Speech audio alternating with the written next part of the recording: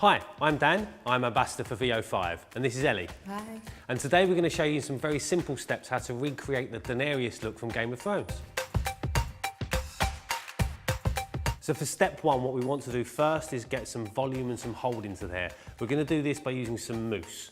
Now, we're going to apply this mousse slightly differently. Instead of putting it into our hand onto the hair, we're actually going to apply it onto a brush.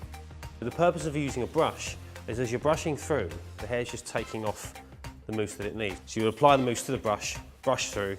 Once mousse is gone, apply some more. And now we're just going to dry that through.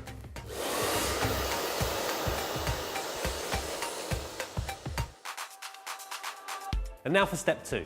Here we want to add some very light, soft movement to the hair, just to give a nice, romantic, soft, tumbling effect to the finished look. So we're going to start through the side and take quite large diagonal sections working back. We're going to use a straightener to actually create that curl. You could use a wand or a tong here, it doesn't matter, whatever's your preference. We're working with a straightener, we're working about a third of the way down the hair. Close the plate and turn. And then just softly come through all the way to the end. Keep that speed nice and steady, don't speed up, don't slow down. The mousse that we're using contains heat protection in it, so we don't have to add any more. If you're using a mousse that doesn't, then do add heat protection at this stage. It's very, very important. So what we're going to do here, Ellie, is actually alternate the way we're rotating the plate. So on the first section, we rotate it away from your face. On the second section, we're going to turn it more towards your face. Gives it a much softer effect at the end. So we're just going to repeat that process all the way through. Now we've finished that, we're literally just going to shake it through. And as you can see, we're left with this very soft, light movement coming through. We're not trying to make a very defined curl, it's more of that very soft, loose movement. So now for step three, and we're going to create some braids. We're going to work on a mix of French braiding and Dutch braiding. So for those of you who aren't sure of the difference, we're going to show you now, and Ellie's going to have a go herself, so you're going to see exactly how we do it. So starting on the side, and working just either side of the parting, we're taking a very small section, but allowing just that first piece of hair just to fall down. Not too neatly, we don't want a line coming through here to divide it, just let it fall down, which is going to give us that little bit of softness coming through there. How do you know how much to take, Dan? I think it's more visually, to be honest with you. Have a look in the mirror and where you feel comfortable with the way it looks, that's exactly where to stop. And taking that section, divide into three, and we're going to work through a very classic 3-strand braid all the way through to the end. It can be quite loose, you don't have to be a perfectionist at this point. And just as we reach towards the end there, we're just going to secure with a elastic. So Ellie, do you want to have a go on the other side for me? I'll give it a go. Here you go. Have a go on that. Do it just into 3 sections. That's it. And literally overlapping each side into the centre every time. Perfect.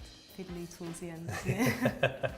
And now what we want to do is bring those 2 braids together at the back. So if I just spin you all the way around there, Ellie, that'd be great. Just literally picking up both, bringing around, almost creating like a crown or tiara kind of thing there. And then at the point they join, so just underneath that crown area, we're going to bring them together with an elastic. And at this point, we can now take those individual elastics off. Excellent. So now we're going to create a secondary Dutch braid running underneath. So the difference between a Dutch braid and a French braid is very, very simple.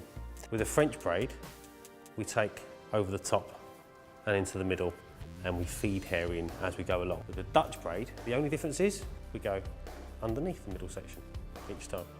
So just as we reach the end, secure again with an elastic, and then we're going to repeat the process on the other side. I say we, I mean Ellie. I'll try it. I might not be able to match yours then, but don't worry. It's the kind of thing that as you're doing it, it can feel a little bit messy and untidy as you're doing it, but at the end it comes together, so stick with it. And now just work that all the way down to the end.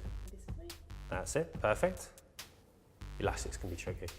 I know I've done the plait, the hardest bit, and I can't tie it at the end.